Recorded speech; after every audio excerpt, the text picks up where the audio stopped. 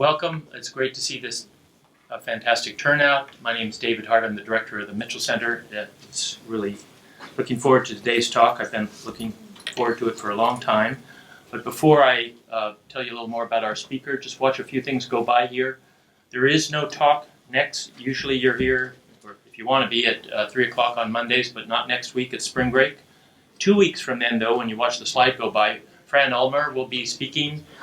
She's plays major leadership roles in issues about climate change in the Arctic. That's a Mitchell Center co-sponsored talk, but it will not take place here at 3 o'clock. It will take place at noon down at Buchanan Alumni House. So make a note of it. Should be great. And in fact, she will be leading the U.S. Arctic Research Commission meeting the following day down at Buchanan. The public part of that meeting is open, so you might want to drop in and see how that all works. And I just want to note that the title of her talk is Rapid Arctic Change, Why It Matters, and How the Science Community Can Help. I'm coming back to that in a second. Also for the Maine Sustainability and Water Conference, it's coming up on March 26th, the Thursday at the Augusta Civic Center.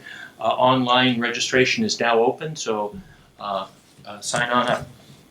That should be a great day. And in fact, John Banks will be the keynote speaker, the director of the Department of Natural Resources from the Penobscot Nation, on whose ancestral land we are standing right now, in case you forgot.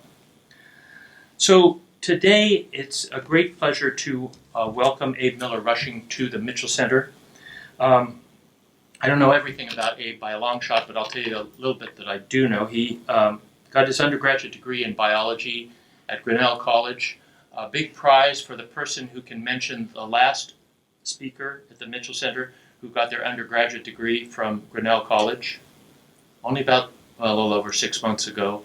That was Kent Messer, who leads a $20 million a project at the University of Delaware in water security issues. Kent was speaking right here about that, so small world. But then Abe went to Boston University and got a degree in ecology, behavior, and evolution. It doesn't take long for you to see that there are some really important and interesting themes in his work, everything from long-term ecological change, looking at phenology for many different kinds of organisms. A really important leader in citizen science globally, really important papers. Some of them I was rereading this morning, and obviously a major focus on conservation issues. Among the many papers that came out of his dissertation is a wonderful one in ecology, Global Warming and Flowering Times in Thoreau's Concord, a community perspective, cited over 500 times, by the way. So even these really interesting, rich, long-term data sets gleaned from very unusual places, including herbaria and lots of other ways. So really fascinating work. And after he got done there, he became one of the founding scientists for the USA National Phenology Network, which is also really important. But he's been the science coordinator at Acadia National Park for about a decade. One of the things I didn't know, or at least I wasn't as aware of it as I am now, in the last 4 years alone, I think he's published about 20 research papers with a lot of great co-authors, of course. But I, much earlier in my life, was a park ranger. And as I recall, in the 4 years I was a park ranger, I got no papers published. So he just is a different kind of a person than I ever was.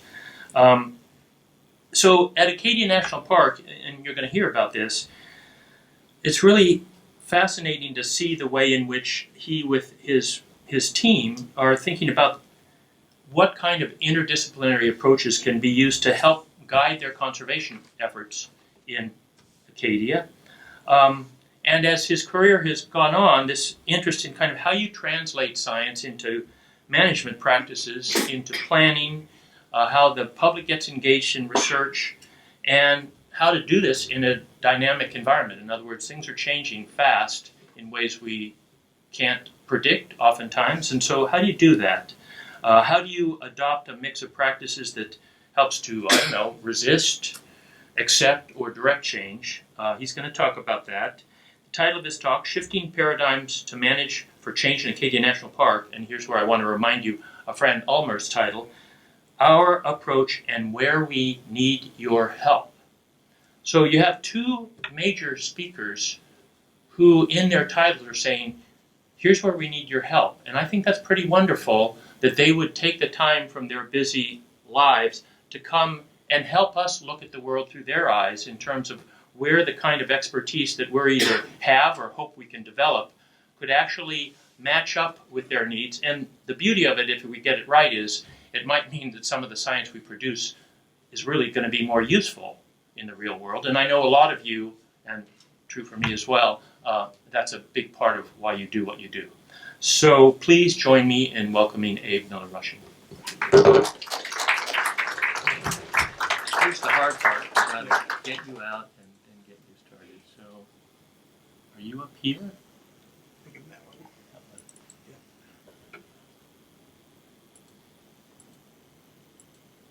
Yeah. Good? Awesome. Amazing.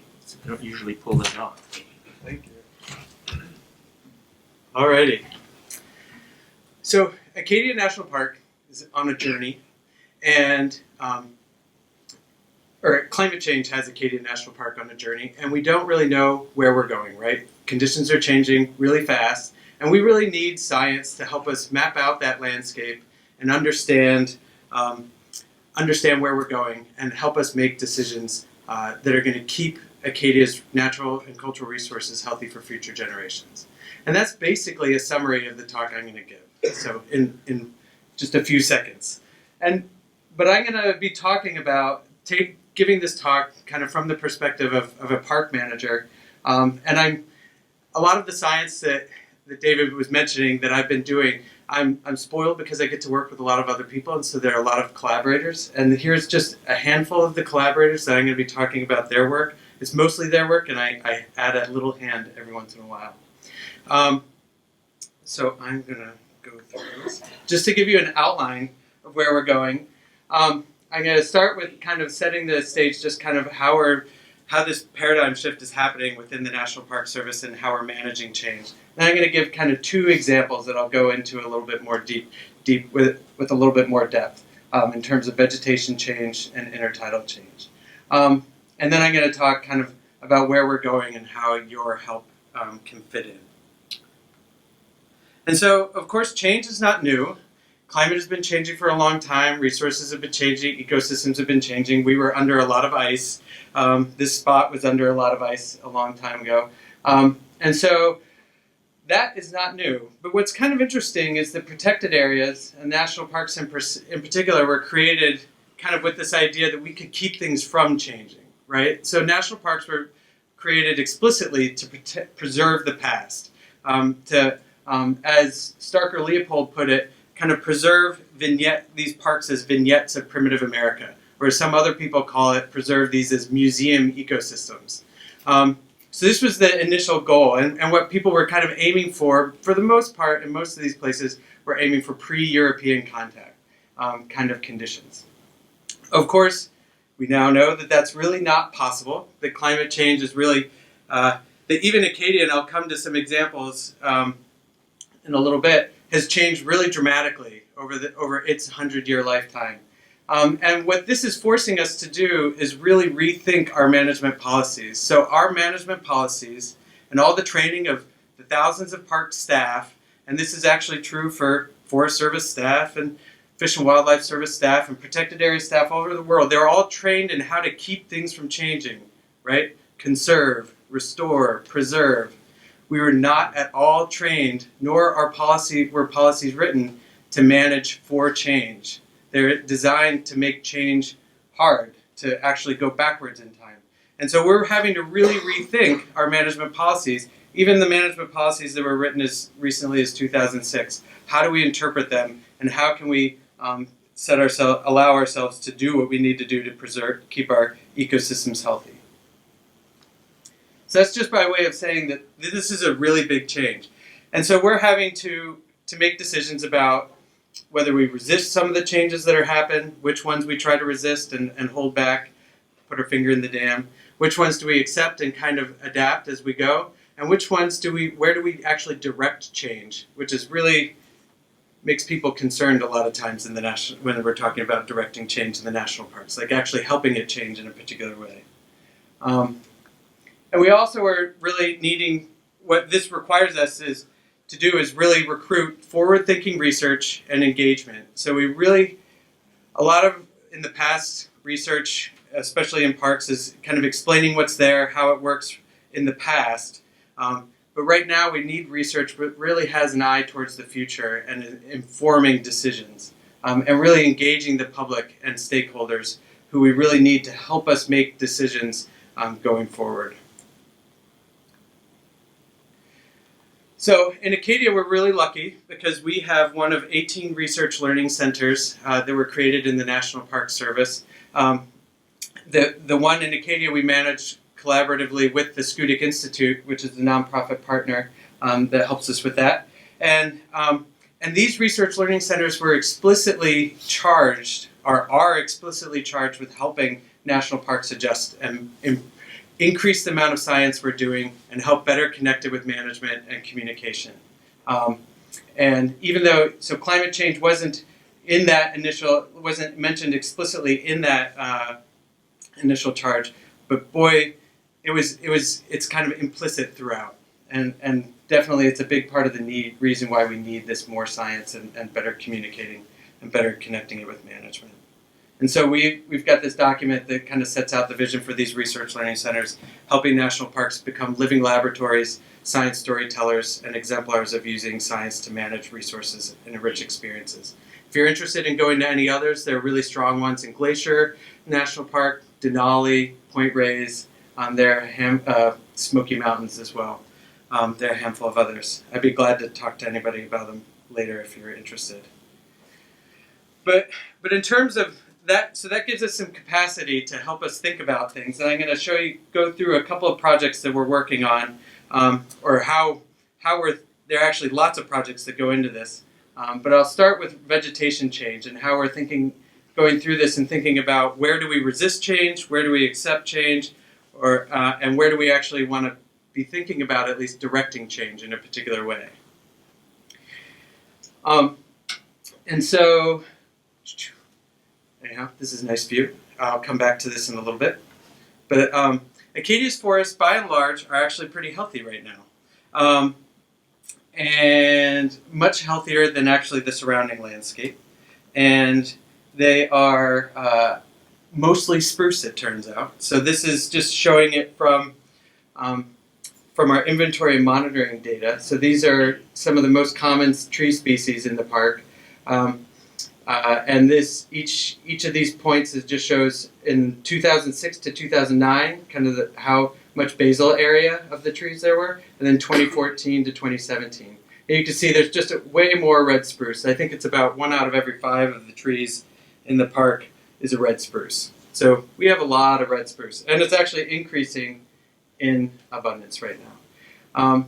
A trick about this is that even though our forests are really healthy and they're dominated by spruce, and spruce are actually doing better now than they were just 10 years ago, over the next 75 years, our trees are anticipated to decline in abundance dramatically. So this is a list of the top 10 most abundant tree species in the park. And over here, you have the predicted change in abundance. And so here's the legend for this. But what this shows is all but one of these species is set to decline, is expected to decline in terms of habitat suitability in the park over the next 75 years. And northern red oak is anticipated to just not change at all. So we're expecting to go through massive changes in our forest, like a wholesale turnover in the tree species that we have. And we're already seeing some of this, at least some of the mechanisms that this might happen by. So, for example, in this picture, it's hard to see here, but we just recently lost basically all of the red pines in Acadia. And this is because of so these are all dead red stands of dead red pines. And this was because of a red pine scale, which is an invasive insect from Europe that came in. And this is likely one of the main mechanisms that will lead to forest transition in the park, is as these pests come in and essentially eliminate certain species or dramatically reduce their abundance, and then something comes in behind them. So the red pine just actually declined within the past 6 years. So 6 years ago, they looked like they were doing okay. Now they're basically all dead. And so what you would expect to happen, what you would hope would happen, is as these trees turn over, trees from the species from the south would come in and replace them. And so this is work that Kate Miller, who's a forest ecologist with the Park Service, did with Brian McGill here at UMaine. And what this kind of graph shows is kind of current ranges of particular species. And so they did this for a number of species. This is loblolly pine and southern red oak. The red in here shows how their ranges would shift if there was not fragmentation on the landscape. So if the landscape was still intact. The blue shows what they're predicting to move based on the fact that the landscape is fragmented. And it turns out, so yellow here is the future suitable habitat, and the gray is developed area. So this is in Delaware, New Jersey, highly developed area that turns out on the landscape creates a really impermeable barrier to migration of tree species, right? So we know that those species that might get here eventually on their own, without barriers or with slower climate change, aren't going to be able to get here. And again, that's driven because of fragmentation. It's driven because of regeneration debt. So these forests don't have young saplings in the forest because of deer and invasive plants. And it's limited because of the pace of climate change. So these new species aren't going to get here. And so that leads us to think like, okay, so if we know that we're going to have a big turnover in our tree species, and we know that some of these species aren't going to be able to get here on their own, the tree species that we would want to potentially get here, what happens if we're hands-off, which is the traditional Park Service approach to things. We don't like to be active managers. We much prefer to tell stories and let nature take its course.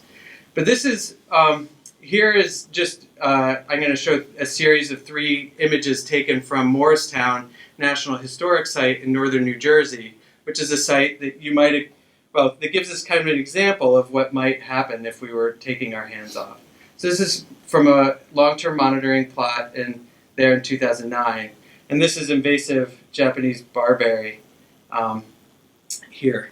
And you'll see that the barberry has done very well for itself over the intervening time.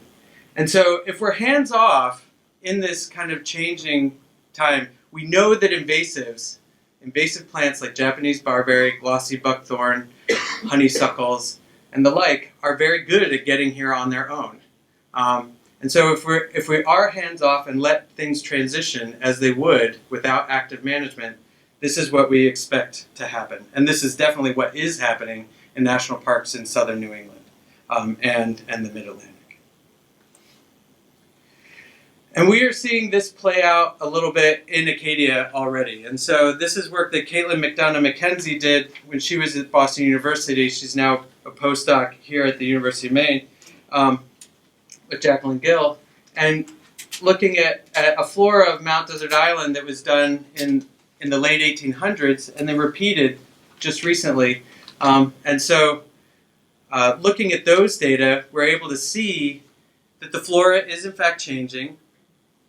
That over that 120 years or so, that roughly 106 of the species, so that's about 1 out of every 6 of the plants that were in Acadia when it was founded, have been extirpated, no longer occur in the park.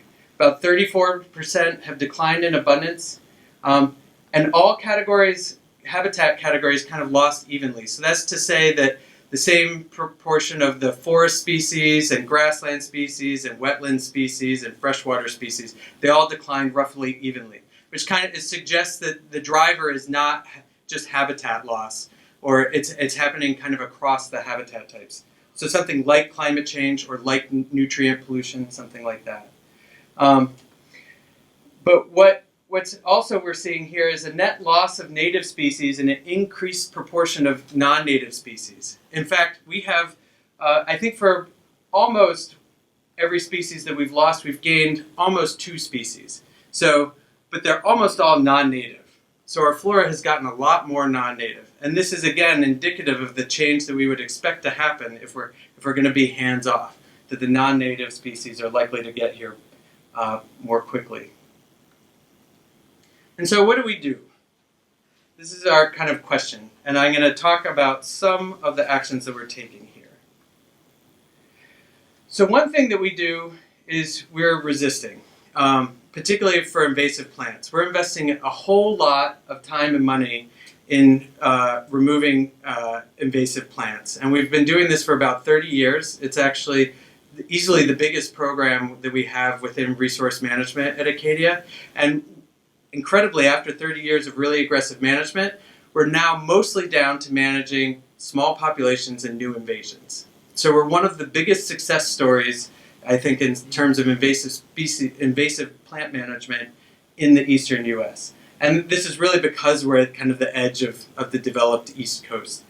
So we're a little bit spoiled that way, but it probably won't stay real easy to stay on top of that. But that's the strategy that we're taking right now with invasive plants. We're also accepting and adapting to change in terms of restoring existing plants. So we have some restoration projects going on where we're just expanding the species that are already there. So this is an aerial photo of Cadillac Mountain. So this is the parking lot for anybody who's been up there. These are areas that we created originally about 20 years ago now. We created exclosures. So what happened on Cadillac Mountain is, of course, over 150, 200 years of visitation, there was a lot of trampling of vegetation. And there was actually in 1947, the fire burned some of the summit. And then with big rainfall events, especially the big rainfall events happening more recently, a lot of the soil and some of the vegetation is eroded away. And so we've got a lot more bare ground up there. And so our first effort was to just create exclosures and see if what natural recruitment would come in. After 20 years, we did not see really any change in terms of natural recruitment. And so what we're doing is we're testing out kind of more active restoration methods, like how can we get revegetation in some of these areas. So we're testing bringing in soil, covering the soil. In some cases, we're growing plants 1 or 2 years in a nursery, letting them kind of create these root systems to be able to hold in the soil up there. And what it turns out we've found is soil is the thing. If we just put soil on top of Cadillac, the seed rain, if we can get it to stay there, the seed rain is plenty to actually recolonize up there, which is happy for those of us who live in a budget-limited agency. Getting soil on top of Cadillac is easier than a lot of other things. And so we can use that covering to, the kind of burlap covering to hold down the soil. And so this is kind of one way where we're just expanding the species that are already there. So this is, yeah? Are we excluding deer, people, or both? Excluding people. Yeah, we don't really have a lot of deer on the summits. I should mention that one of the reasons that the summits are also unique, kind of unusual habitat, is that they're subalpine in their vegetation community type, even though it is really low elevation. Like, we like to think of them as mountains. Like on the coast, they look really high, but like Cadillac's 1,500 feet, which shouldn't be subalpine, but it is. And so what we're trying to do is restore that kind of unusual habitat. And the third thing that we're thinking about here is kind of directing. And this is something that's new-ish for the Park Service. We've probably done it by accident without really thinking of it whenever we do nursery plantings on like lots of areas. We don't really track where those plants are coming from. But intentionally relocating species from the south is something a little bit new for us. And so we've set up some of these gardens, and this is research being led by Nick Fisichella, who's now CEO of the Schoodic Institute. And so bringing in a mix of species that are native here already, and also species that are native further south, things like loblolly pine or black oak. And so we're taking kind of a very deliberate approach to thinking through this. So one of the things is I was a part of a group developing a risk assessment tool to think about how do we assess risk for moving these species. So a lot of people are concerned about species potentially becoming invasive. Is it actually ethical for the species we're moving from the south to here? And other kinds of concerns that we should be thinking about when relocating species. And so this is actually in press right now. And as soon as it comes out, I'll share it around. But we've thought about how to assess risk for this kind of thing. We're also directly testing, so even as we're assessing risk, we're able to do some experiments to help us think about if we were to take managed relocation as a management action, how would we do it? What things should we be thinking about? How would we just logistically get them to survive when we get up here? And so Nick created these gardens, and actually now there are several gardens around at university campuses around the state of Maine where they're kind of transplanting these species from further south along with native species to see how they perform. Kind of early results suggest, unsurprisingly, that if you survive the winter and if you can survive summer droughts, those things seem to be really important. But I can also say that every species they transplanted, some of them at least survived, even loblolly pine, some of them survived at Schoodic Institute, on the Schoodic Peninsula. So we have our current climate conditions are capable of, for some of these species to at least survive, if not thrive. Alessio Mortalidi here at the university also worked on looking at the role of seed predators. Just because species can get here, how are the seed predators going to help them either eat all their seeds or cache them and help them germinate and expand? And so this was just recently published last year. And what he was able to do is look at how these. So I say seed predators. I should go back. And so these are things like squirrels and other little small mammals that are taking the seeds from these trees, caching them or eating them. And what he's doing is putting seeds from some of our native species that we know are tasty, some that we know the small mammals don't like, and as well as new novel seeds from species from further south, and seeing how our small mammal communities respond to these seeds and how they cache them or eat them or just leave them alone. And what he was able to do is really find, kind of go through a number of species and kind of find what's the probability, and if you ever see Alessio, ask him to show you some of his videos of these guys making their selections. They're really hilarious and funny. And he's got thousands of hours of them, I think. But the bottom line is he was able to figure out which of the seeds that they really like and are most likely to succeed, or at least our small mammal populations are most likely to help spread and germinate here.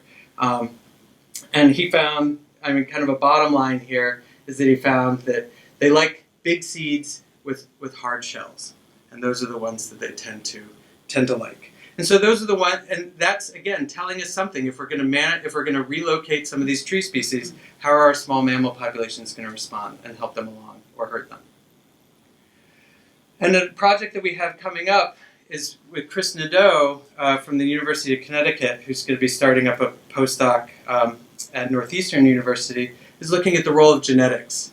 So if we're going to relocate populations from further south, should we be looking to get a genetically diverse population, select them from lots of different locations, or are we okay just selecting them all from one population and bringing them up here? Does that genetic diversity, is it important to their ability to survive up here and grow their populations? So he's going to be doing that both with plants on cinquefoil, it turns out, and then also with salt marsh plants and eelgrass as well. And so this will help us, again, it's kind of a cost benefit.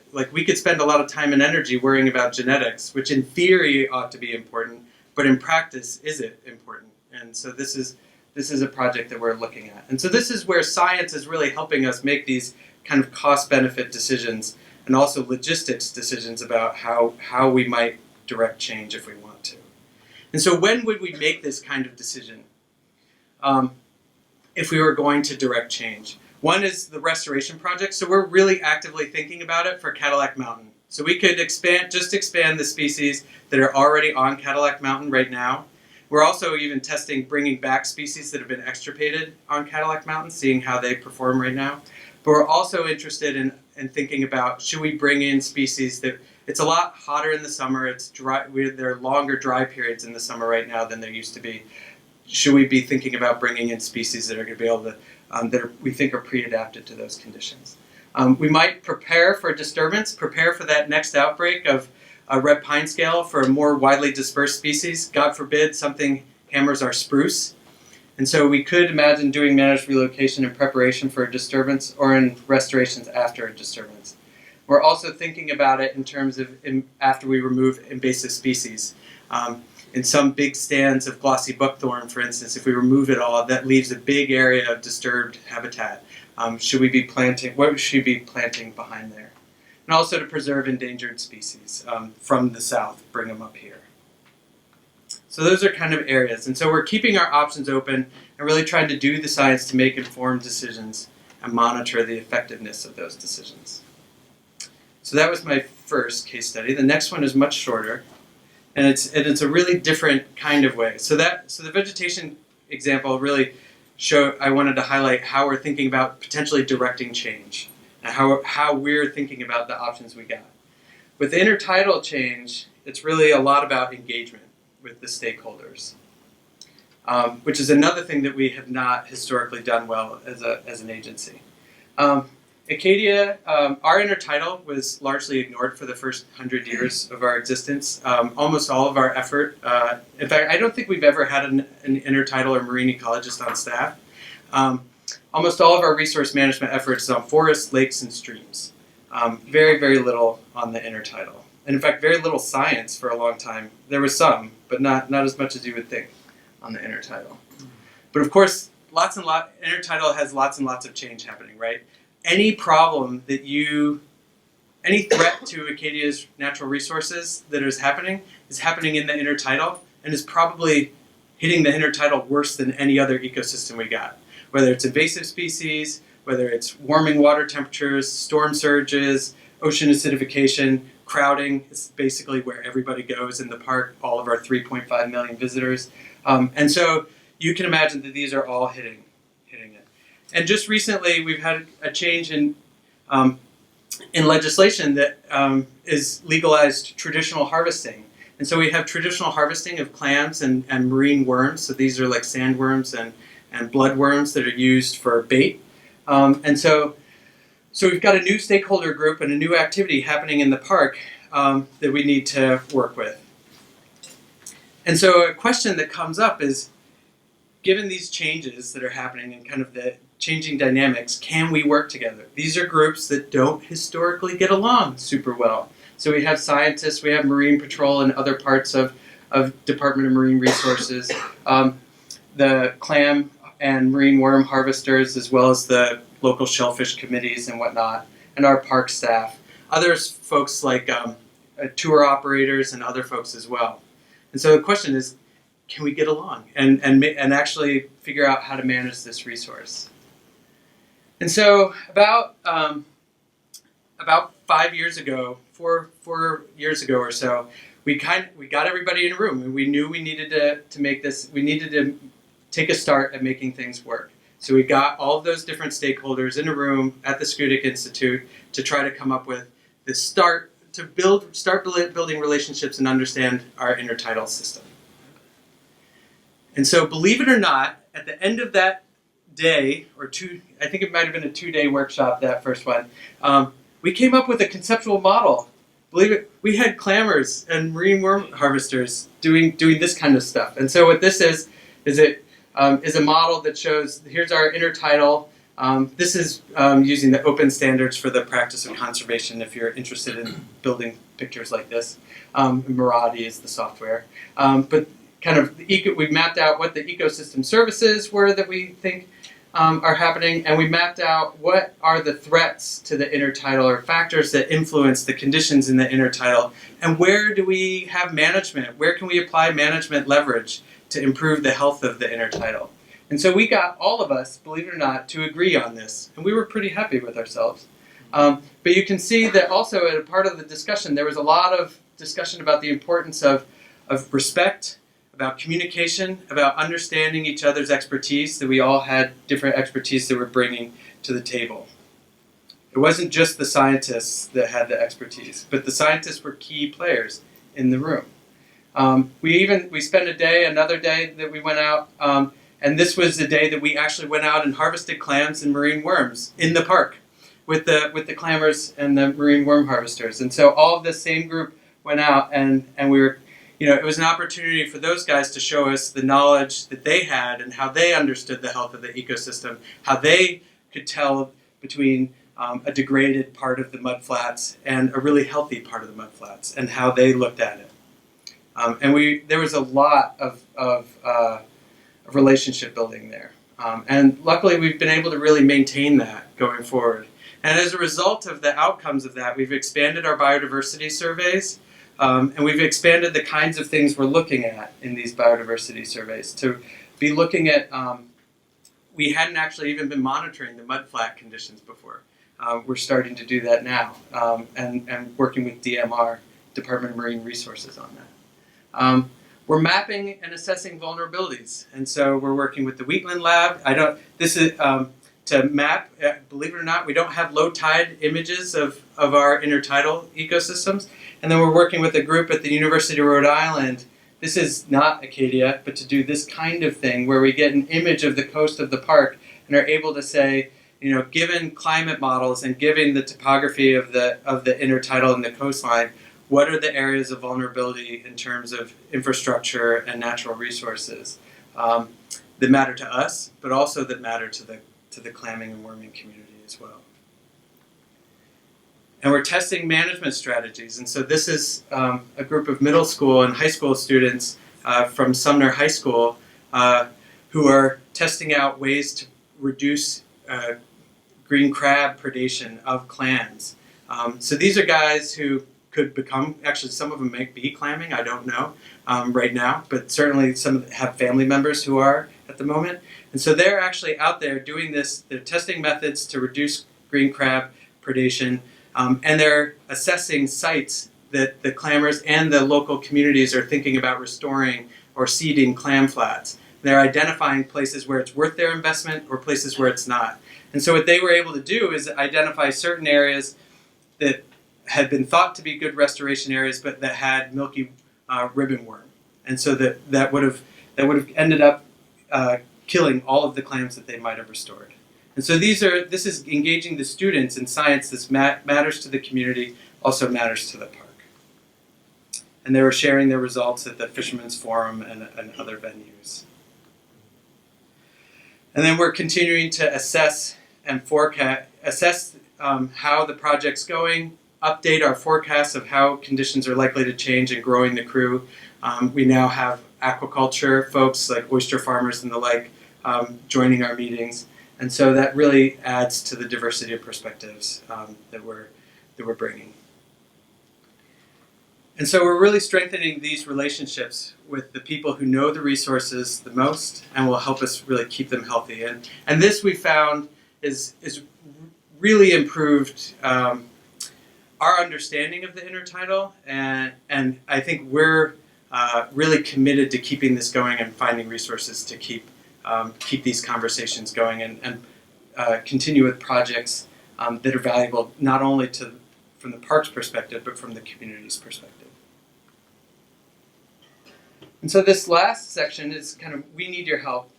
So kind of summarizing kind of what the future is totally uncertain. So this is outline of some climate scenarios that we worked out for the park. The scenarios themselves isn't important, but as we're kind of making these decisions, the future is uncertain. We need your help kind of constraining or thinking about what are the likely futures, but what are the plausible futures that we should be prepared for.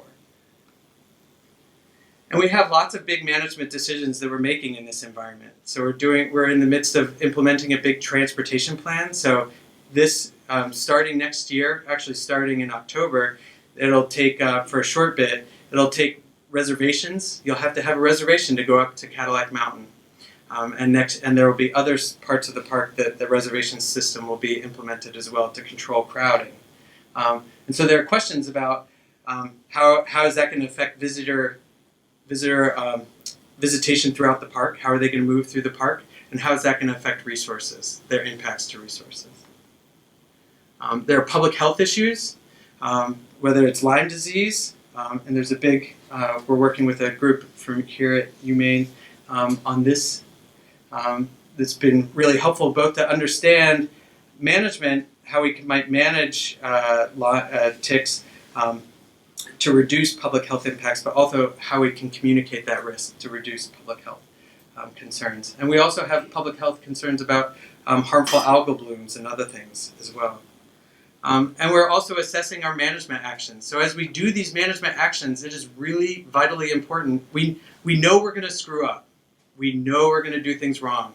And so we have to have the science to tell us where do we need to adjust and where are things working. But we know, our superintendent's actually fond of saying that, like, the Park Service has made some stupendous mistakes in the past. So bear feeding is being, like, one iconic example. Like, hopefully we're not going to, we're probably going to make a mistake that's kind of like that. And that 100 years from now, somebody's going to be like, what were they thinking? And we need to be aware of that and hopefully catch it soon after we make it. And we also need science to help us. We're a little dot in a very large landscape, and so we need science to help us find our role in that and how we can manage the park in that large landscape. There are similar issues in other parks. These are not happening just in Acadia. So in Sequoia and Kings Canyon, they're of course thinking about sequoias and that are threatened because of drought, fire, and so they're thinking about relocating them as well. So they're going through these same kind of decisions that we are, and other parks across the country are as well. And really all the protected areas all over the world, like by and large, these protected areas were created with the idea that keep things the same, preserve, keep things from changing. And the staff at all these places were trained in keep things the same. None of these people are trained in how to manage for change. And so we're doing as we learn and learning as we do. And so we're developing some new initiatives. This is just a little bit to help second century stewardship, if any of you are interested. Actually, a fair number of UMaine folks have gotten these fellowships, second century stewardship fellowships. There's the calls are usually come out in August or September for about $20,000 fellowships.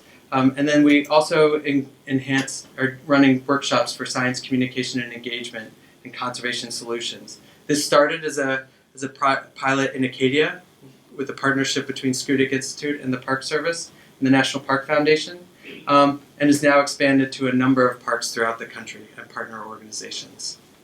And we're working on growing our research community to really increase our face time with you and help us understand where you're coming from and you understand our needs as well. Our science symposium this year will be on October 21st. I encourage you all to come.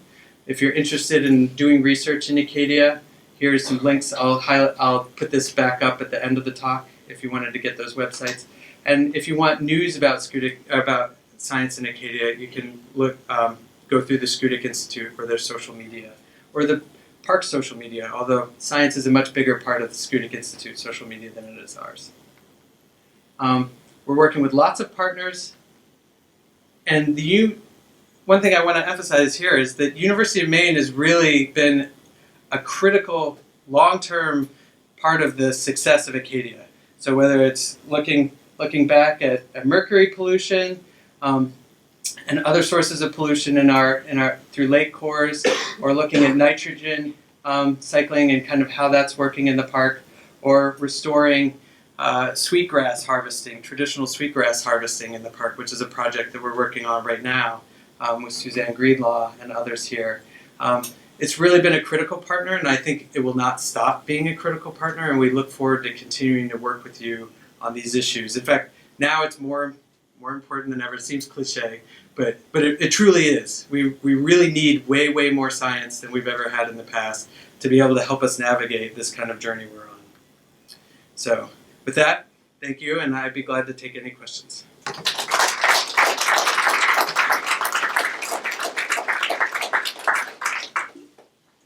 On your time. I'm curious about the decision to open up the intertidal zones to traditional harvesting. Mm-hmm. What was it going on before that? Are there any areas that are still off limits to harvesting in this context of control or protecting claims the way we protect trees? Right. Previous to the legislation that went into effect last year, subsistence harvesting was allowed in the park, and it's always been, as far as I know, it's been allowed. And then what the legislation put into effect is allowing traditional harvesting, kind of more explicitly, putting it into legislation rather than just local park policy. And so what that means is no mechanical, no kind of automated means of harvest, and it's focused on clams and marine worms and other marine organisms as defined in our state policy. And I don't recall exactly what's included in that, but it's mostly limited to the clams and marine worm harvesting. One of the reasons for it, I think, is because it's been a long tradition. It kind of it goes along with the Park Service's mission to protect cultural resources, and ethnographic resources as a part of that, as well as as well as being just a traditional part of the park kind of environment. And so, but what has been really great is now we're working with that community, a community that we probably wouldn't have worked with otherwise, and I think that's been really valuable to us. It's actually probably will be undoubtedly it's a benefit to our management. We're much more intelligent managers of the intertidal now than we were before this. Yeah? You were mentioning the big transition that's going to take place with the trees that will no longer be there, the species. When was the last time that kind of a big transition took place, and what facilitated the incoming species in the past for adapting without man coming in and moving things around? So there are people in the audience that are probably better at taking that on. I'll just say that as far as I know, it hasn't since the glacial retreat. Probably, spruce was an early colonizer after the glacial retreat, and so I'm not aware of any wholesale change in the forest composition like what we're anticipating. Do you know of any? No.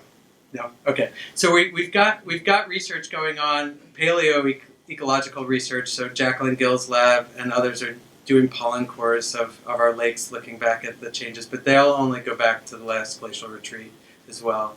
But one of the things that they're doing is looking at are some of our summits, for example, providing climate refugia for species, and so should we be thinking about managing those summits as climate refugia? That's actually another. I didn't touch on that here, but that's another big thing that we're looking at.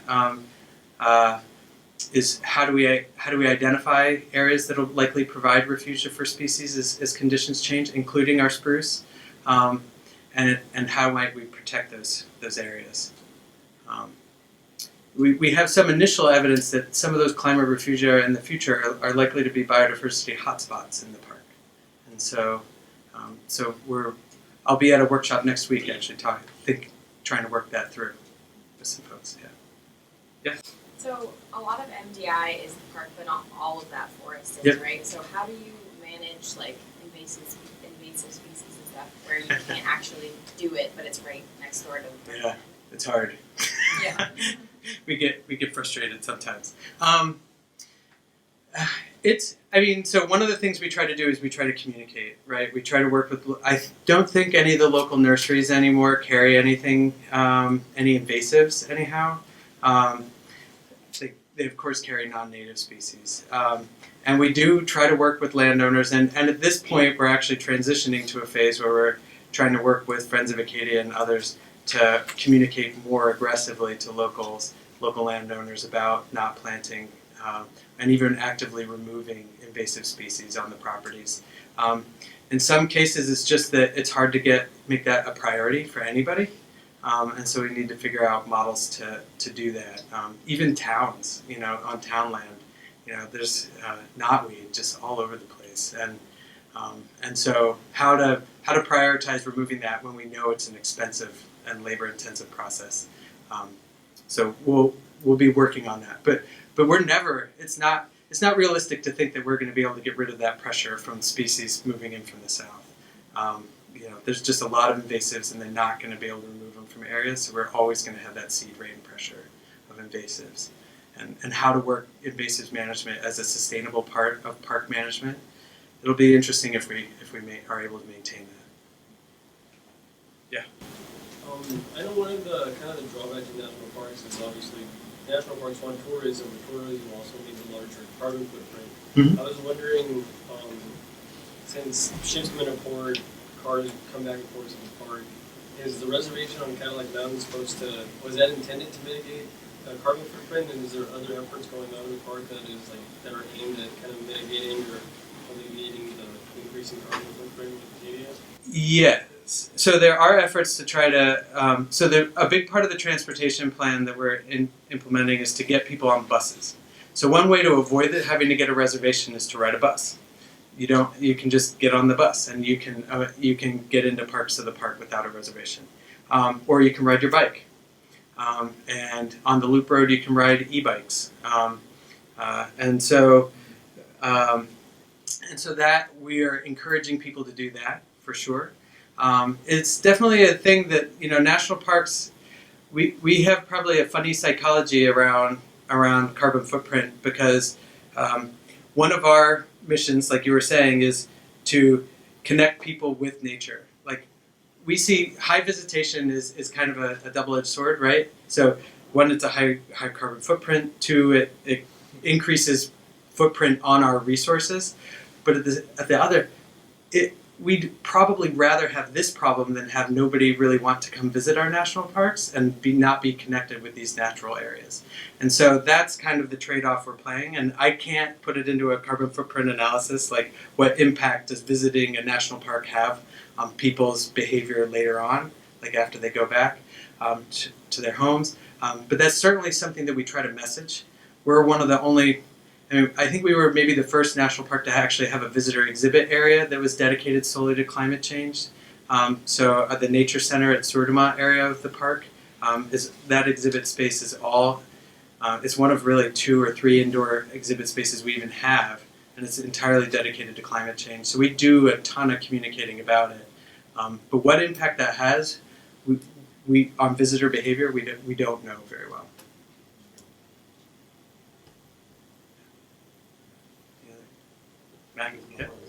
Yeah. As I understand it, the freshwater bodies, at least those above 10 acres, are managed by even Fish and Wildlife, the ministry with fishing. Yep. Have you achieved any collaboration with them over park goals on great ponds? We do not collaborate very much on the management of, and that's definitely a place we'd like to improve on. So we've had conversations, we have ongoing conversations with Inland Fisheries and Wildlife on that. But it's not, we'd like to get better at it, I'll say that, for sure. We have a lot of areas that we work super, super well with Inland Fisheries and Wildlife, and for the fisheries stuff has been harder than other areas.